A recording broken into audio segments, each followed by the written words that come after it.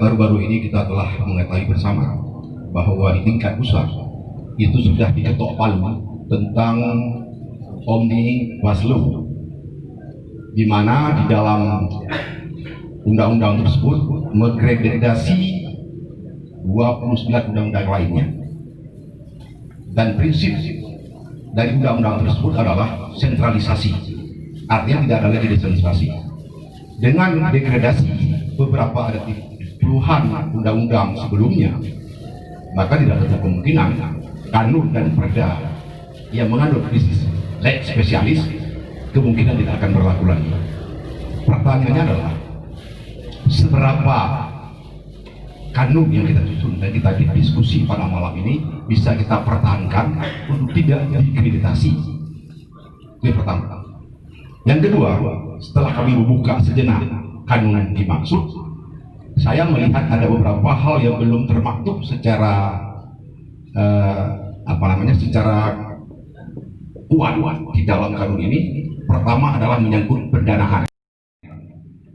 Yang ketiga adalah saya melihat dengan membanjirnya tenaga kerja asing, khususnya Chinese, termasuk yang ada penolakan di beberapa kabupaten kota dan provinsi.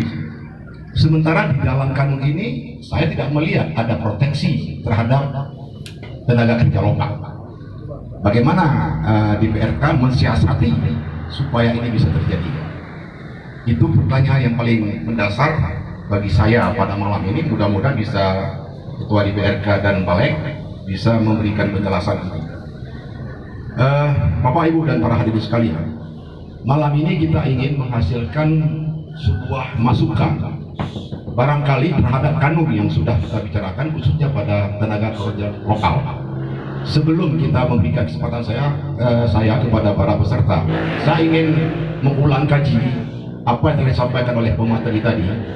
Yang pertama, bahwa DPRK perlu membuat ruang bagi penciptaan lapangan kerja lokal, khususnya bagaimana memproteksi pemuda-pemuda ini, karena salah satu penyebab munculnya narkoba adalah pengangguran. Mereka tidak tahu bagaimana harus mencari makan, akhirnya duduk, ada kawan ngajak ngobrol, stres, akhirnya ya sudah, mereka mulailah menjadi pecandu narkoba. Yang kedua, perlu alokasi dana untuk dibentuk sebuah komite pengembangan potensi pemuda.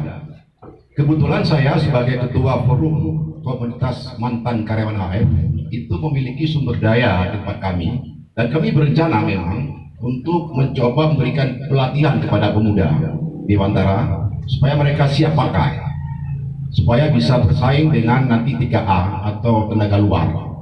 Karena potensi-potensi sumber daya yang dimiliki oleh mantan karyawan AF ini sangat baik. Kita ingin membuka sebuah diklat kepada mereka. Mudah-mudahan nanti di DPRK, kemudian dari Dirut Fase Energi, Pak Camat, dan kemudian lembaga-lembaga lain bisa membantu untuk terwujudnya ini. Tenaga ada pada kami. Cuman yang penting adalah bagaimana pendanaan untuk pelatihan dimaksud. Ini mohon dapat menjadi perhatian kita. Kemudian berikutnya adalah komite, perlu dibentuk sebuah wadah, komite wirausaha pemuda di Wantara, di mana komite ini nanti bisa mencoba mengkaji peluang-peluang bisnis yang barangkali bisa diberikan informasi kepada pemuda, kemudian menggali potensi pemuda, membuat diklat-diklat keterampilan pada mereka, kemudian mencari kemitraan di dalam rangka menciptakan lapangan kerja. Kalau berharap kepada proyek NPK saja, saya kira sangat terbatas. Jadi seperti saran Pak Camat tadi, perlu ada wirausaha lain barangkali yang bisa kita gali potensi di sini.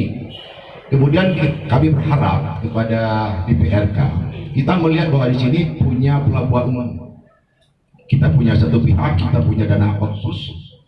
Mengapa tidak dana otsus itu kita minta dari provinsi supaya bisa mencoba membuat sebuah usaha di pelabuhan umum Krumuku. Kita ketahui bersama bahwa di laut Selat Malaka kita itu kapal itu butuh air segar. Kita punya potensi di water intake, butuh daging segar, butuh sayur segar, Nah, itu mereka butuh.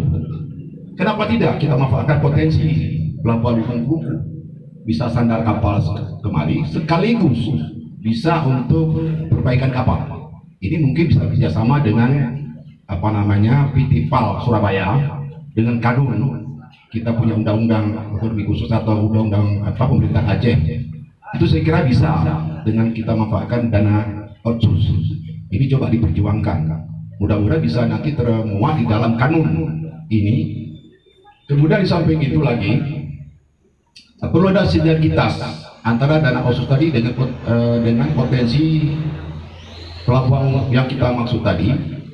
Kemudian penanggulangan narkoba ini juga perlu dilibatkan daya, sebagaimana saran dari peserta tadi. Saya kira ini beberapa hal yang penting untuk kita coba usahakan bisa menjadi resume atau rekomendasi pada malam ini. Baik Bapak Ibu dan para peserta sekalian, kita buka sesi yang kedua.